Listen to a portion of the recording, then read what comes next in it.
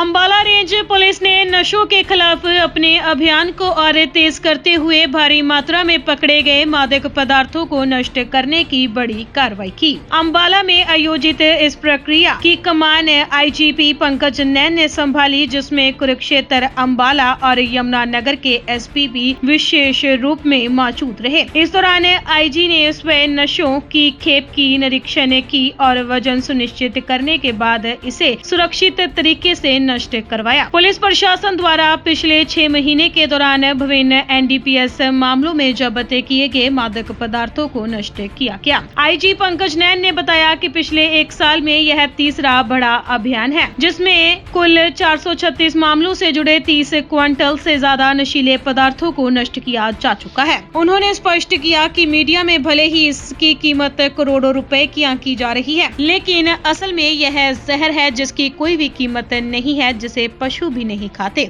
इस मौके पर आईजी ने युवाओं से नशे की लत से दूर रहने की भावुक अपील की। उन्होंने कहा कि हरियाणा की पावन धरा खेलों, शिक्षा और मेहनत के लिए जानी जाती है, न कि नशों की बर्बादी के लिए। उन्होंने युवाओं को खेलों और शिक्षा के क्षेत्र में नाम कमाने के लिए प्रेरित किया। साथ ही नशों के सौदागरों को सीधी चेतावनी देते हुए आईजी ने कहा कि पुलिस अब न केवल गिरफ्तारियां कर रही है, बल्कि अवैध कमाई से बनाई गई तस्करी की संपत्तियों को भी जब्त किया जा सकता है, ताकि इस काले कारोबार की कमर पूरी तरह से तोड़ी जा सके। आज भी काफी मात्रा में तीनों जिलों से जो पिछले 6 महीने में एनडीपीएस में जितने भी मादक पदार्थ बरामद हुए हैं उनको यहाँ पर डिस्पोज ऑफ किया जा रहा है।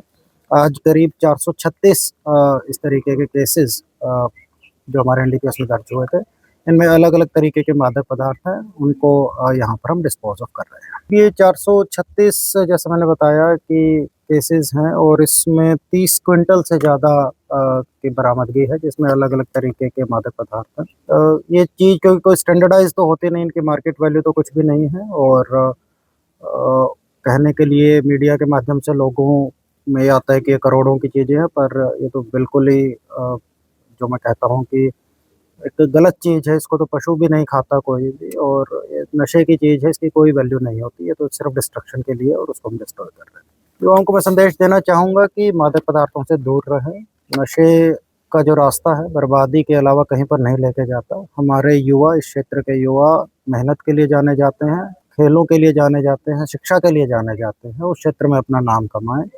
मादक पदार्थों के सेवन से बहुत सारी ज़िंदगी, बहुत सारे परिवार तबाह हुए हैं। इस रास्ते पर ना जाएं और एक अच्छी ज़िंदगी अपने और अपने परिवार को दें। जो स्मगलर से हमारे तीनों जिलों की पुलिस बड़े अच्छे तरीके से निपट रही है। सबसे पहला इसमें एक्शन जो आता है मादक पदार्थों की बरामदगी है, जो आपने देखा है कि एक रिकॉर्ड लेवल पर हम कर रहे हैं। इसके साथ साथ इनकी प्रॉपर्टी अटैच करना, जो भी इन्होंने इस तरीके की तस्करी से पैसे कमाए हैं, उससे जो भी उन्होंने प्रॉपर्टी गेन की है, उनको हम अटैच कर रहे हैं। कुछ एक केसेस प्रिवेंटिव अरेस्ट भी हमने किए हैं कि जो व्यक्ति बार बार ऐसे केसेस में इन्वॉल्व होता है, उनको प्रिवेंटिव अरेस्ट के लिए, जिसमें काफ़ी लंबे टाइम तक वो जेल में जा सकते हैं, उनके भी केसेस हम कर रहे हैं। तो काफ़ी सख्ती से हमारे तीनों जिलों की पुलिस इनसे निपट रही है।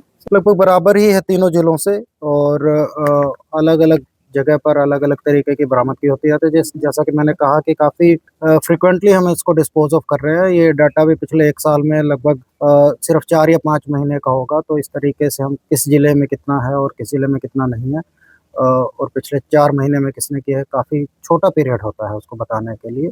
इस आधार पर किसी ज़िले की परफॉर्मेंस को नहीं मान सकते। काफ़ी मेहनत से हमारे तीनों जिलों की पुलिस कार्य कर रही है, और मैं चाहूँगा कि आगे भी इस तरीके का कार्य होता रहे। नशा तस्करों पर हम बिल्कुल सख्ती से पेश आए, और इसके साथ साथ कुछ युवा जो रास्ता भटक गए हैं, उनकी काउंसलिंग करके उनको मुख्य विचारधारा में दोबारा लेकर आए।